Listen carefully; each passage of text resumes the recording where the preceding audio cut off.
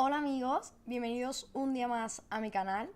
En el día de hoy vamos a seguir tocando todos los detalles sobre el caso por la muerte de Lucía Garrido. Como tratamos en el video anterior, en el capítulo 2, el cual yo llamé tiroteo debido a lo que sucedía en la finca de los Naranjos y finalmente acababa con la muerte de estos dos ciudadanos colombianos, hoy vamos a hablar sobre todo lo que se investigó y se consiguió encontrar sobre este crimen y sobre este asalto que se produjo en la finca de los Naranjos, donde Manuel Alonso, quien sabemos que era el principal sospechoso por la muerte de Lucía Garrido, que era su exmujer, también se encontraba en la finca aquella noche y podría no haber estado solo. En resumidas cuentas, siendo un breve resumen, en el vídeo anterior hablamos sobre el teniente Valentín, el cual había estado al mando de la investigación por la muerte de Lucía Garrido cuando Brigada Miguel Rodríguez fue destinado al norte. Este hombre Valentín se encargó de la investigación por la muerte y luego fue mandado y se quedó formando parte, además mandando en el grupo de la EDOA, que sería la unidad contra el crimen organizado y también el narcotráfico. Como bien sabemos, este hombre en una operación en diciembre del año 2010, si no me equivoco, desobedeció las órdenes de los superiores de la Policía Nacional, que eran los que habían acordado este plan y habían acordado esta operación. Aquí Valentín lo que hace es que arresta a dos guardias civiles que él creía que eran corruptos y que se estaban encargando de coger toda esta mercancía y hacerse con ella, digamos, de forma ilegal y no requisarla como deberían de hacer, pero a sabiendas Valentín de quién verdaderamente eran los guardias civiles corruptos, que ya daremos sus nombres más adelante, él lo que decide es coger a otros dos guardias civiles totalmente distintos, decir que esos eran los guardias civiles corruptos y poner el foco en otro sitio para que no se investigue más y se llegue a quien verdaderamente era quien estaba haciendo estos actos ilegales. A finales de 2009, principios de 2010, es cuando se archiva el caso de la certificación de los gases ilegales, que estaba compuesto por Rafael García Bueno, empresario y dueño de la empresa ESMA, y a mano de también el teniente Gómez Ocón. Simplemente se cesó la investigación y por tanto no se investigó a ningún guardia civil que pudiera tener que ver en todo este negocio. Automáticamente, y aquí ya sí entramos en todo lo que sería el vídeo de hoy, ya toda información nueva, por así decirlo,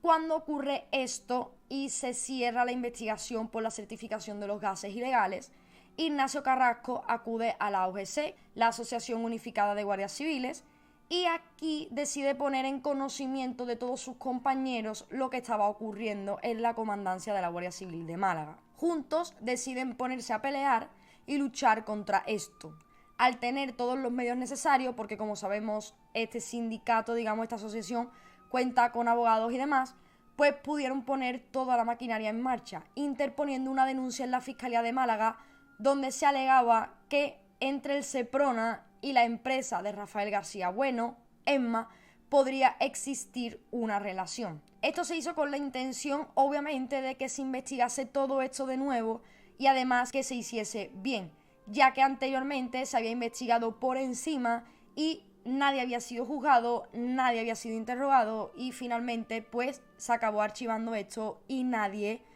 pagó lo que debería de haber pagado por haber estado metido en este chanchullo, más siendo un guardia civil. A finales del año 2010, concretamente el día 15 de diciembre, cuando ya estaba cerrado el caso de los colombianos, porque también se cerró de una forma muy fácil y muy rápida, simplemente se tomó como cierta la versión de Manuel Alonso y que en todo momento el tiroteo fue en defensa propia y que por tanto los ciudadanos colombianos habían sido asesinados por allanamiento de morada y también por haber portado armas y porque obviamente el dueño de la casa se defendió. Y ya está, simplemente habían sido asesinados en defensa propia y no se había investigado nada más, se había mirado nada más, ni se había hecho por saber. Fue al cabo de un tiempo cuando gracias a un informe se pudo saber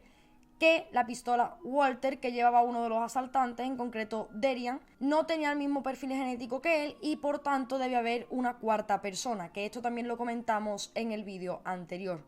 Lo curioso de todo esto es que como ya he comentado, el caso se cerró muy rápidamente y a pesar de haber estos informes donde decía expresamente que no se había podido encontrar ADN de la persona que supuestamente llevaba ese arma, no se hizo nada, no se investigó nada más y dijeron, vale, puede haber una cuarta persona, pero esto de todas maneras ha sido en defensa propia y no tiene lógica ninguna. Se descubre este informe y entonces vuelven a poner toda la maquinaria en marcha para que el asesinato de estos 2 ciudadanos colombianos también se investigue a fondo y cómo se debe hacer. Fue el abogado Marcos García Montes el que él esté personado en este caso y además que sea la defensa de los 2 ciudadanos colombianos, sirvió para mucho y para que se pudiese investigar todo y para que se viera lo mal que se había hecho esta investigación y lo mal que se había cerrado este proceso. En cuanto a las pistolas que llevaban estos hombres, que todo esto se empieza a descubrir cuando se ahonda en ello y cuando se ponen todas estas denuncias, se descubre que los 2 números de serie, es decir, uno de cada arma, estaban borrados y que además el arma de Derian también había sido montada por una cuarta persona, por la misma que había dejado el ADN y por lo tanto Derian no había tocado el arma en ningún momento. Tampoco había ninguna salpicadura de sangre después de haber recibido ambos hombres un disparo en el pecho y había muchas cosas que no parecían tener sentido. Luego se pudo saber que tras comprobar las fotos que se habían tomado en el interior de la vivienda aquella noche en busca de pruebas, en la mesa que estaba en el salón había un manojo de llaves de vehículos que no podía pertenecer a Manuel Alonso porque solamente tenía uno y este juego de llaves tenía más llaves de más coches. También se podía apreciar cómo Manuel tenía todas sus escopetas de caza preparadas y bien distribuidas en la vivienda, como esperando el asalto. Y también entre los objetos que había encima de la mesa se encontraba un botellín de cerveza, una lata de Fanta, una gafa, un cenicero con varias colillas y por último un pasaporte el cual pertenece a Iván Stambuliak, el cuñado perdido de Galina Sokoliuk, pareja de Manuel Alonso. Esto también es muy raro porque este hombre, este tal Iván, es uno de los principales sospechosos también por la muerte de Lucía, porque sale en el interrogatorio y demás, pero no sabían qué significaba exactamente que su pasaporte estuviese allí. Y para colmo, encima justamente la noche en la que se produce este tiroteo. De ninguna de estas evidencias se tomó ni una sola prueba de ADN para saber quién pudo estar en la vivienda junto a Manuel Alonso. Entonces, ¿qué fue lo que se investigó en este caso verdaderamente? Solo se tomó la declaración de Manuel como la verdad absoluta cuando estos 2 colombianos no se podían ni siquiera defender. Y ya está, aunque hubiese pruebas que demostrasen lo contrario, que él esperaba el ataque, que no estaba solo, incluso llamadas telefónicas, escuchas donde se podía ver que algo se le estaba dejando caer, se hizo nada. Es decir, verdaderamente no se hizo nada. Tras todo esto, la AOGC hizo también y estudió todo lo posible este caso y las pruebas que les dieron para llegar a la conclusión que los colombianos fueron asesinados a sangre fría y en ningún momento en defensa propia cuando ellos atacaban, muriendo cada uno de ellos de un disparo de escopeta en el pecho, mientras posiblemente se podían encontrar de rodillas o quietos y en posición de defensa, cubriéndose Derian la cara o el pecho, impactando el cartucho de escopeta primero en el antebrazo y luego en el torso, y la segunda víctima, que sería Edward, quien recibió el disparo a la altura de una de las axilas. Hablando de la sangre, esto era también algo que hacía pensar que todo no había sido como Manuel había dicho, pues era ilógico que después de semejante disparo en el pecho, que no había ni una sola gota de sangre en el suelo, solamente hay una marca que, si fijamos la vista y vemos bien la foto, la marca es exactamente igual que la que hay en el pecho, por lo que obviamente pues el cuerpo estaba boca abajo o boca arriba, pero en ningún momento había gotas de sangre como Manuel había dicho, ya que según su versión,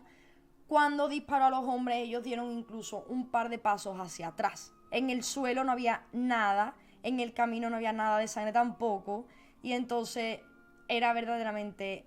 raro. Todo esto hace que surjan más preguntas respecto a este crimen y también que reflexionemos y nos preguntemos por qué Manuel Alonso también estaba involucrado. Unos meses más tarde y llevando a cabo todas estas investigaciones, tanto por el tiroteo en la finca como por la muerte de Lucía, se logró descubrir gracias a unas escuchas telefónicas que Manuel Alonso también formaba parte de la mercancía de estupefacientes y el trato con narcotraficantes. Se supo incluso que él mismo había viajado a Marruecos con la intención de buscar y conseguir contactos, llegando a traficar con drogas él mismo desde Melilla a Málaga. Él organizaba todo o parte y se ponía como seguro de vida de esa mercancía. Es decir, él se ponía como seguro de que lo que iban a entregar iba a llegar bien y sin complicaciones. Si no, lo que sucediese con esa mercancía, si por ejemplo era interceptado, si pillaba un control o cualquier cosa, él también iba a caer. Con esto tenemos que volver a nuestro querido teniente Valentín, persona, como sabemos, al mando de la EDOA y que cubría el territorio por donde Manuel Alonso iba a pasar la mercancía. En una escucha telefónica se puede oír cómo Valentín le da indicaciones a otra persona. Seguramente sería una persona que formaba parte del cuerpo. Valentín le comenta que un camión iba a salir desde Melilla cargado de 1000 kilos de droga, camino a Málaga y que finalmente acabaría en Francia. Su idea era balizarlo durante el trayecto nocturno en el barco de Melilla a Málaga y luego de camino a Francia seguirlo hasta la frontera y allí pasarlo para que lo reventaran, según él. La fiscalía acepta que lleven a cabo esta operación, ya que en teoría lo que iban a hacer era interceptar este camión cuando ya fuese camino a Francia y requisarle toda la droga y a Valentín ponerse su medalla de haber interceptado semejante cantidad y haber llevado a cabo esta operación, cuando verdaderamente en teoría todo esto lo sabía por las personas infiltradas que él tenía dentro de la Guardia Civil y que conste que algunas de ellas incluso las tenía dadas de alta como confidentes dentro del cuerpo. Cuando la fiscalía se entera de esta operación y obviamente saben los planes de Valentín, aceptan, porque en teoría iban a requisar un alijo enorme de droga, pero los narcotraficantes que iban a formar parte de este trayecto y de estas ventas desestimaron el porte. Lo que ocurre aquí es que al teniente Valentín, aunque le lleguen a los oídos por sus infiltrados y confidentes que este porte no se va a llevar a cabo, Valentín decide no avisar en ningún momento a la fiscalía y decide seguir con la operación hacia adelante, ya que también le llega a oído por otros confidentes que en teoría la mercancía sí que va a salir. Valentín aprovecha esta supuesta entrega controlada para introducir él mismo 1000 kilos de droga en Málaga provenientes de ese camión, es decir, ellos cuando balizaran el camión iban a requisar una parte de esta mercancía, pero no para llevarlo a la Guardia Civil en teoría, sino para ellos mismos traficar con esto. Después, cuando ya le quitan estos 1000 kilos al camión o cuando él creía y pensaba que iba a quitar estos 1000 kilos, el otro plan sería que cuando ya estuviese en la frontera con Francia, las personas que estaban allí esperando para interceptar este camión le quitaran los kilos restantes y por tanto ya iban a desvalijar toda la mercancía, se lo iban a quitar todo y este camión no iba a poder entregar nada, pero ellos sí iban a poder vender toda la mercancía. Lo que aquí pasó es que el narco o el jefe de esta organización, como lo queramos llamar,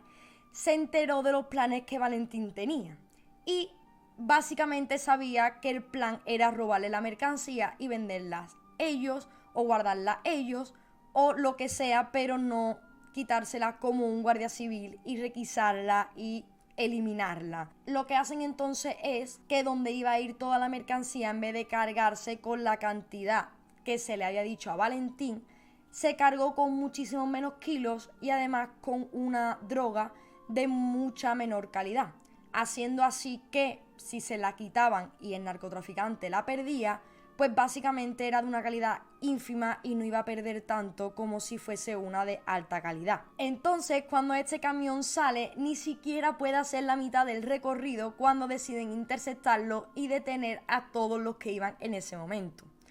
Un total de 4 personas. Uno de los infiltrados de la EDOA, un tal José Aidó, le había dicho a Valentín que había 4 personas detenidas, pero no le había dado nombres. Entonces Valentín lo llama para preguntarle quiénes son. A lo que este hombre le explica que hay un detenido más porque el Barbas le obligaba a poner un chofer y una furgoneta para hacer este trayecto y que por tanto el chofer que habían pagado para que llevase la furgoneta también había sido detenido. Y por eso en BB3 había 4 personas ahora mismo detenidas. Al preguntarle a Valentín por quién era el tercer español detenido, el confidente le dijo el cabrón del Barbas. Este alias hacía referencia a Manuel Alonso. Había sido detenido por lo que hemos mencionado anteriormente, por ser la prueba de vida de esta mercancía.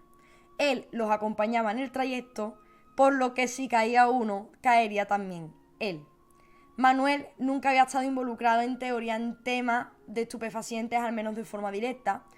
pero sí que era bastante raro que sin haber tenido previo contacto con este mundo,